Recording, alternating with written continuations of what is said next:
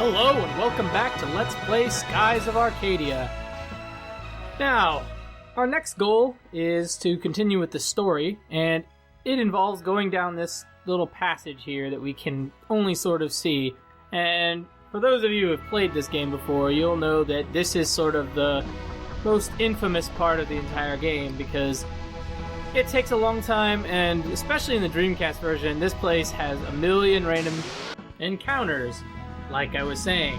Anyway, yeah, so it can be pretty frustrating going through here, and you're about to see why. I'm going to describe it a little bit, I think, but they should give a little cutscene here. Yeah. And there's a reason. There's a strong crosswind blows from the west. Nobody's ever successfully sailed through it. So, in other words, as you sail, you're constantly being pushed backwards. And I will show you. One second. Yeah, that's true. Okay.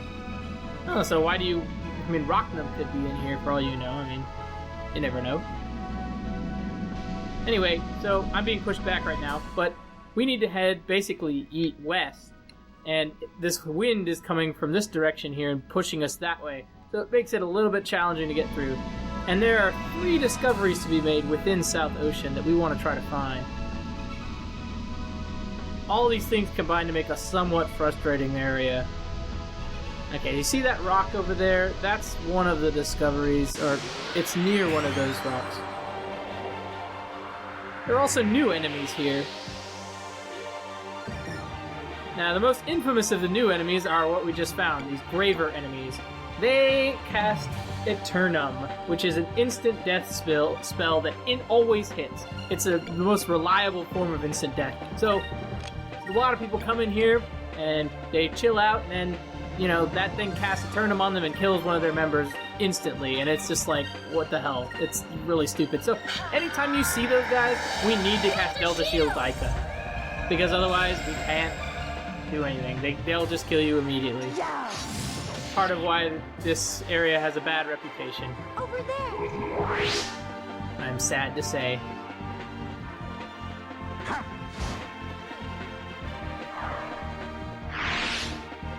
Another thing is that we don't have a lot of the skills that we will later get that will make the Gravers basically cake.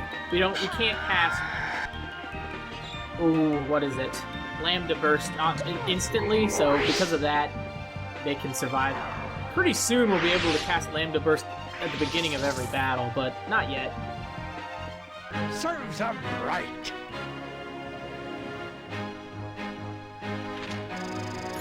Okay. And also, another thing that happened was Ica managed to finally get rank 5 in Green Magic. That was in the last battle there.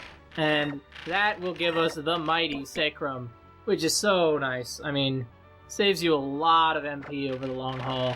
And we're going to continue to the last level as well, because why not? Essentially, all the discoveries in this area are kind of located in this westerly area here. There's one that's actually a moving discovery, our first. That one is only available in the Legends version. That was a battle with a bunch of Gravers, and they did indeed cast Eternum. Luckily, I was well prepared for it. Okay, that rock over there is, I think, what we're looking for. There should be a discovery on the west end of this rock here. More Gravers, fun times. Alright, so let's make our way over to this little rock here. See what we can find. Hopefully this is the right one. I might be wrong. There it is. The Sky Anemone. A bizarre creature that lives its entire life attached to a rock. Well, that's pretty interesting. I like how the sky in this game is basically just the sea. It's pretty cool. As you're sailing around here, keep an eye out for a little spinning rock. You definitely want to look out for that because it's a discovery. It's hard to see sometimes. But as you can see in the distance, there it is. Unfortunately, this thing is faster than we are at the moment, but we're gonna just ever so slowly make our way over there. Oh. This rock is getting in the way. Get it, come on. Yes, we got it. Ixa'taka rock. That's the most annoying discovery in this whole area, and now that we got it, we can just continue on. All these random encounters makes it hard to kind of remember where exactly you are in the ocean and what exactly you're trying to do, but just keep heading west. That's really all you gotta do, and eventually you'll make it out of there.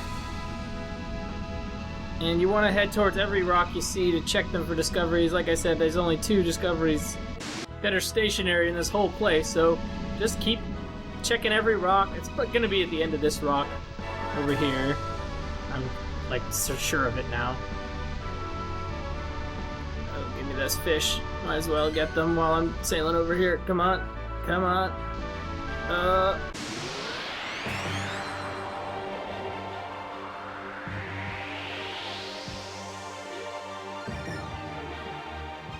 Oh, some new enemies, actually. Some E-loopers. They're the green version of regular loopers, alongside the gravers, which you've been fighting every single battle this whole trek. Good stuff. Basically, they're just like every looper. They cast magic. They are annoying to hit. They give you some decent rewards if you do manage to kill them. Pretty simple stuff. And they always run away if you let them. The loopers are kind of a weird enemy in this game because there's a lot of different varieties of them and they all act basically the same. The green ones will use green magic, unsurprisingly. I tend to use Cutlass Fury. Actually, you know what? I'm going to use Rain of Swords here. This could bite me in the butt if the Graver decides to kill me with Eternum, but you guys get to see Rain of Swords. It's the only special move that I know of that consistently hits the loopers. I should say that does damage. That isn't like Cutlass Fury or a single target one. Oops, I canceled it without thinking, but I managed to end the battle, so that's all that matters. It's a pretty good move. Problem is, it takes too much SP, I mean SP, to be used at the beginning of every battle, so... Anyway, yeah, you get to see...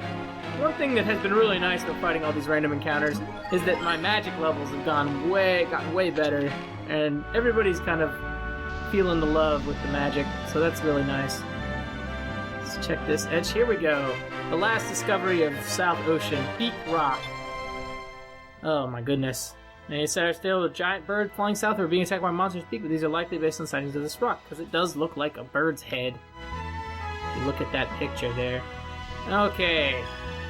Now that we found Beak's Rock, we're basically out of here, as you can see by this map, and the current should stop any second now. Thank goodness. It's not blowing me back anymore.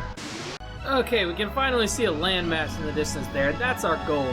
Well, it's part of our goal, I should say. This is actually a pretty big landmass that we're about to find.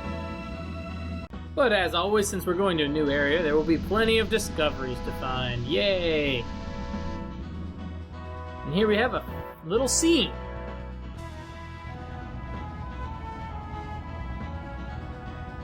Ooh. Aika's suitably impressed by leaves blowing in the wind. Can't you see it? We made it across South Ocean! And we get a discovery for that.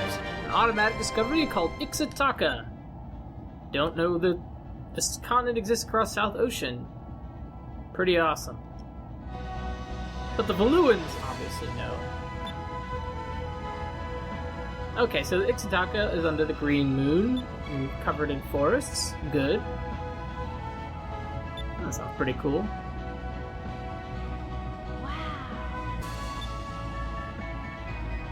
Yeah! That looks pretty good, except for that thing in the right there. Piles and piles of fruit and vegetables of all different shapes, sizes, colors, and tastes. That sounds pretty awesome. Vice, you know what? You're a buzzkill. You're really a buzzkill. Yeah! Jerk. Yeah, I mean, she just killed him with a boomerang. And you're the one that started it, fool. You're the one that started Fina making fun of people. Oh. Don't be rude.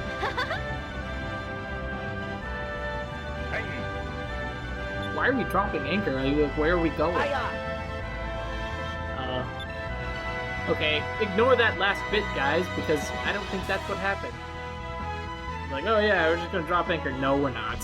We're gonna keep sailing around, because that's what we do, man. Okay, let's look and see where we are. Alright, we've discovered this little bit of land here, and the continent actually goes like all this way up here, so we have a lot to explore and a lot to see. Especially discoveries! Yay!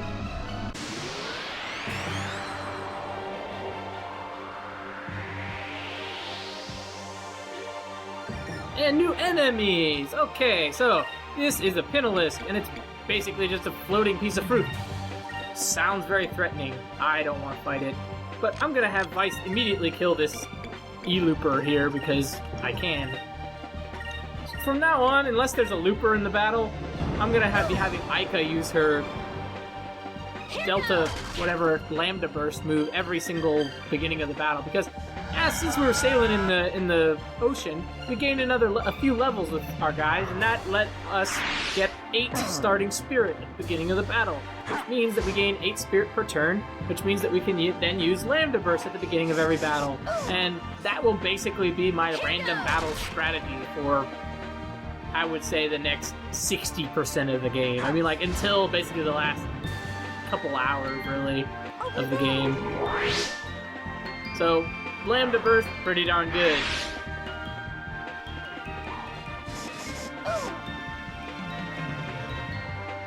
So, yeah, we almost killed everybody, whatever. We just random hit them.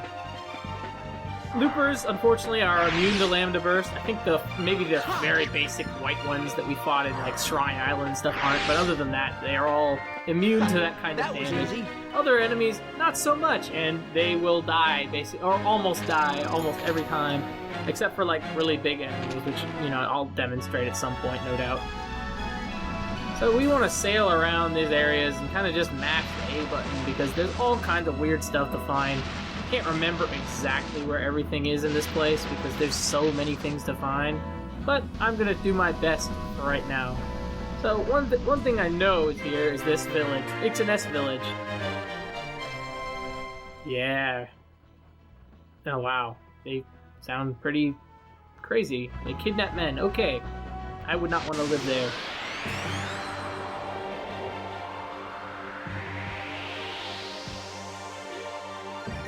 Alright, some new enemies. Now we're gonna this battle is gonna demonstrate the value of Lambda Burst and why I like to get it early in the game.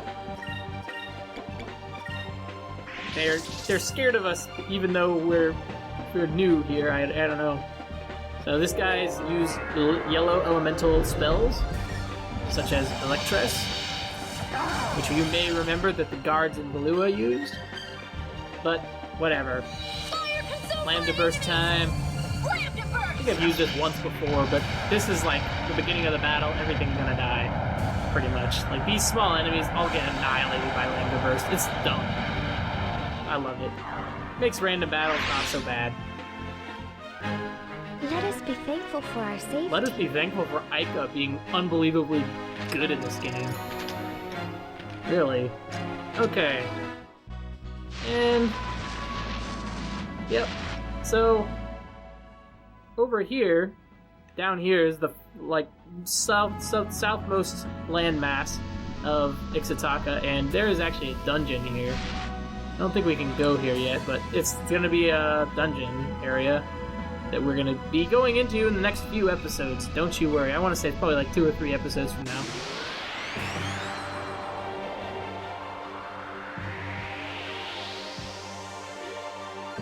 Some more new enemies. Or as I like to call them, more Lambda Burst fodder. Yeah, from this point in the game, I'm not going to know all that much about individual enemies, and like small ones like this, because basically Ica's able to kill them all instantly, and so I never really have to worry about what they do to me. Like occasionally one of them will do something, and I always kind of try to pay attention to whether or not they can cast Pernum or something. Like I've written down every enemy that has those moves, but you know, like those 2 enemies, they died in 1 hit from Lambda Burst, and I don't ever get to see what they do because Ica's fast enough to where she goes first and kills them immediately. So Lambda Burst is really, really good. And, you know, we're just making strides and so forth towards making this a more unique place. I'm gonna go ahead and heal up after that battle. It's not very bad now that we have Sakura. Bang, everybody's full health. Except for Drachma, but whatever. That guy's a house. Head up here and see what's up on top of this island here. I'm not sure anything is, but no such luck. Now we're trapped. Okay. Just drop down. I think there's something underneath here. No, maybe not. Maybe I'm just crazy. Well, there's a bunch of stuff to be found on this island. That's for sure. One thing to watch out for with those Pinalisk enemies is that they use a pretty strong move called Fatigue Breath that will fatigue your guys, and that sucks. Just be a little bit aware of that. A lot of the problem with this area is that, yeah, while I do know where a lot of the discoveries are in a general sense, it's so foresty and kind of all looks the same, and I get distracted by the random encounters. It's a little bit annoying to find the discoveries, even when you kind of know where they are. So what I'm going to do is I'm going to cut the video here, and I'm going to explore off-screen, find them, then I'm going to reload a save, come back, and find them again for you all. So I'll see you guys next time. Have a great rest of the day.